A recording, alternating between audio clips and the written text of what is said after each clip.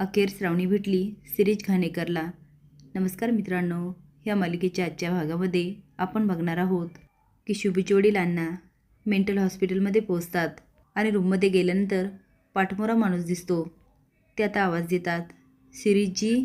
तो लगेच मागे बघतो आणि अण्णा शॉक होतात आणि म्हणतात, साहेब अहो तुम्हाला किती शोधलं, मला ओळखलं का? अण्णा मी नाही का साहेबांकडे काम करत होतो. शुभ आणि श्रावणी येत असतात. तेवढे शुभूच्या खांद्यावर डॉक्टर हात टाकतात आणि विचारतात, तुम्ही कोण? आता श्रावणी आणि शुभू जाम हादरतात.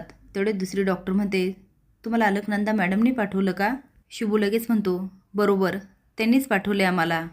ते डॉक्टर दोघांकडे बघत म्हणते, तुमच्या कपड्यावरून वाटलंच मला त्यांनीच तुम्हाला पाठवलं. शुभ म्हणतो, पेशंट कुठे? अर्जंट शिफ्ट करायला पाहिजे हां. डॉक्टर म्हणतात, तू माझ्यासोबत चला आणि लेडी डॉक्टरला सांगतात, ह्यांना घेऊन जा. आता ते डॉक्टर शुभला घेऊन जातात आणि ती डॉक्टर श्रावणीला. आता कुणीतरी आलं म्हणून अण्णाही सावध होतात आणि साफसफाई करायला लागतात. डॉक्टर श्रावणीला म्हणते, ही अलकनंदा मॅडमचं पेशंट. आता अण्णाला कळून चुकतं की श्रावणी आहे.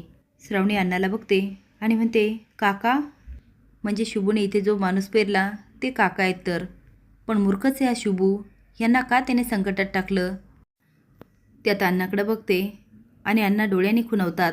हे सगळं शिरीष घाणेकर बघत असतो आणि त्यालाही कळून चुकतं हे कुणीतरी वेगळेच आहे आणि तो श्रावणीकडे बघत असतो. डॉक्टर अण्णांना म्हणते, तुम्ही बाहेर चला. आता श्रावणीला कळावं म्हणून अण्णा म्हणतात, शिरीषजी मी परत येतोय. शिरीष ऐकल्यानंतर श्रावणी शॉक होते आणि म्हणते, म्हणजे हे शिरीष घाणेकर आहे? मी ज्यांना शोधत होते ते हेच आहेत. आता मला माझ्या सगळ्या प्रश्नांची उत्तरं मिळतील. आता शिरीष पण श्रावणीकडे बघायला लागतो. श्रावणी मनात म्हणते, हे मेंटल हॉस्पिटलमध्ये पण हे तर वेळी वाटतच नाही. तेवढे शुभू येतो आणि म्हणतो, चला चला यांना शिफ्ट करायचं. तेव्हा श्रावणी म्हणते, शुभू हे शिरीष घाणेकर आहे. आता शुभू पण शॉक होतो आणि म्हणतो, काय? बरं मॅडम चला चला नंतर बोलूया. स्वीटीला बघण्यासाठी जो मुलगा आलेला असतो, स्वीटी त्याला बाहेर घेऊन जाते. ते कुठे? तर शुभूच्या घरी. आणि म्हणते, बघितलं का हे कुणाचं घर आहे? कुणाचं म्हणजे माझं. आता तो पण स्माईल करतो आणि मान हलवतो. स्वीटी म्हणते, माझं घर म्हणजे माझं सासर.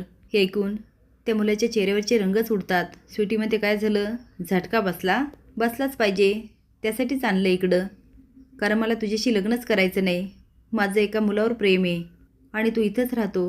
त्याचं नाव शुभू आहे. तुला असं वाटत असेल ना मी माझ्या आईवडिलांना फसवते, पण नाही. त्यांना समजा माहिती आहे आणि मी त्यांना सांगितलं पण आहे मी लग्न करेल तर त्याच मुलाशी. आता हे माहीत असताना त्यांनी तुम्हाला का बोलवलं हे काय मला माहिती नाही. आता गप गुमान जायचं आणि लग्नाला नकार द्यायचा. आणि तसं पण मी तुझ्याशी लग्न करणारच नाही. आता आपण सगळीच व्यवस्था केली आणि शिरीष घाणेकरला हलवलं म्हणून अलकनंदा खूप खुश असते. आणि ह्या पटलावरची एकच राणी ती म्हणजे मी हे म्हणून ती स्वतःचं समाधान करते. पण स्वतःला कितीही सांगत असली तर श्रावणीची मात्र तिला खूप भीती वाटत असते.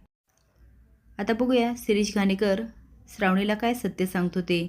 असेच नवीन अपडेट जाण्यासाठी लाईक आणि सबस्क्राईब करा. धन्यवाद.